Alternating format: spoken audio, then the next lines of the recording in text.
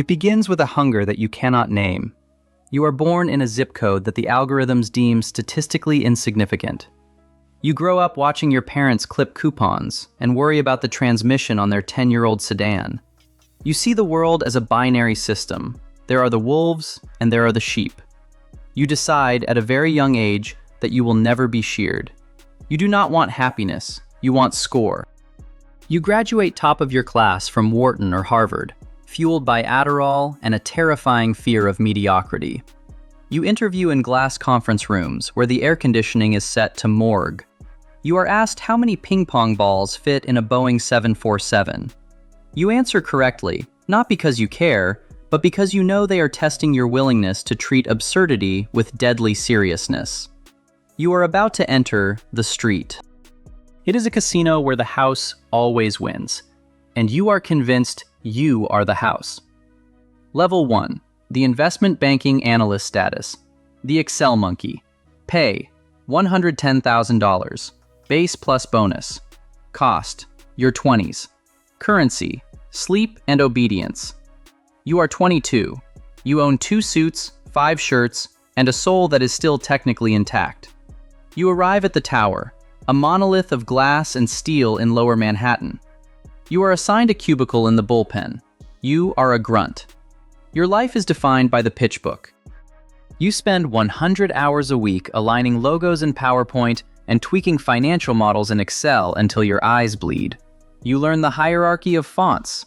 You learn that a please fix email at 3 a.m. from your associate is not a request. It is a command from God. You stop seeing the sun. You enter the building before dawn and leave after midnight. Your diet consists of seamless orders eaten over a keyboard, lukewarm sushi, cold pizza, soggy salads. You keep a sleeping bag under your desk. You learn to shower in the relentless, fluorescent gym downstairs. You have friends from college, but you stop texting them back. They don't understand. They talk about work-life balance and hobbies. You don't have hobbies. You have deal flow. You wear your exhaustion like a Medal of Honor. You hallucinate the sound of your BlackBerry buzzing in the shower. You are miserable, but when that first year-end bonus hits your account, a lump sum larger than your father's annual salary, you feel a rush of dopamine so potent it rewires your brain forever. Level 2, the private equity associate status. The gatekeeper pay. $350,000 plus carry currency. Arrogance. You survived the 2-year analyst program. Half your class quit, burned out, or was fired. You are the elite. You move to the buy side. You join a private equity firm. You are a predator. You no longer just format the slides. You judge the companies. You fly in private jets to inspect factories in the Midwest. You walk through manufacturing plants wearing a $3,000 suit and $800 loafers, looking at workers who have been there for 30 years. You don't see people, you see inefficiencies. You see headcount reductions. You see EBITDA expansion. You write the memo that recommends shutting down a pension fund to squeeze out an extra 2% return. You feel powerful. You start dating models or influencers, not because you connect with them, but because they fit the aesthetic of your life. You buy a watch, a Patek Philippe or an Audemars Piguet. It's heavy on your wrist, a shackle of gold that tells the world you have arrived. But you are starting to rot from the inside. You miss your sister's wedding because a deal was live. You told her you'd try to make it, but you knew you wouldn't. You sent a $1,000 gift registry item and considered the transaction settled. Level 3, the Hedge Fund Portfolio Manager status. The market maker. Pay, $2 million to $10 million, performance dependent. Currency, volatility. You are tired of the slow pace of private equity. You want the pure vein. You move to a hedge fund. You sit in a silent, freezing room in Greenwich, Connecticut, surrounded by 6 monitors. You are a trader. You do not build anything. You do not manufacture anything. You bet. You bet on failure. You short a pharmaceutical company because you think their new cancer drug will fail FDA approval. When the news breaks that the drug failed and the stock plummets, erasing the retirement savings of thousands of retail investors, you high-five your desk mate. You just made $15 million in 4 minutes. You develop a God complex. You believe you see the Matrix. You scream at analysts if their research is 1 minute late. You throw phones. You are fueled by pure cortisol. Your blood pressure is a ticking time bomb. You take pills to wake up and pills to sleep. Level 4.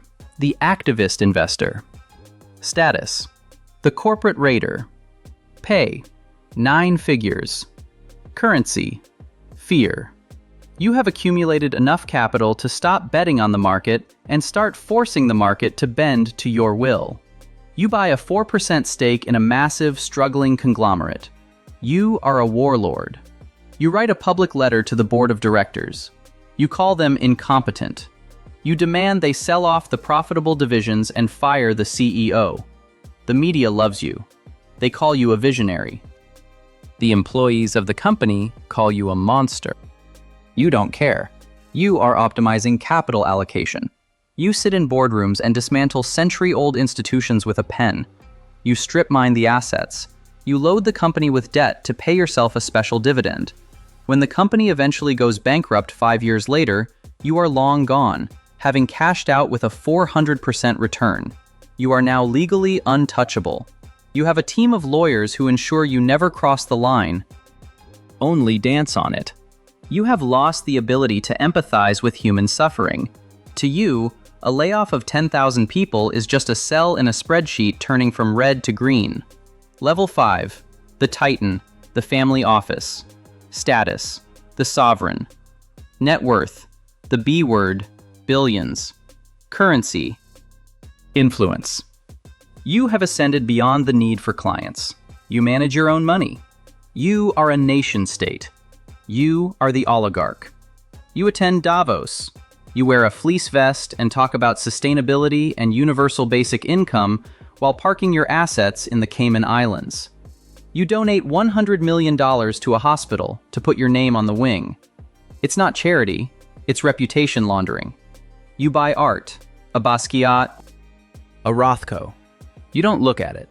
It sits in a climate-controlled free port in Geneva. It is just another asset class like gold or pork bellies. You are completely isolated. Everyone who speaks to you wants something. Your friends are employees.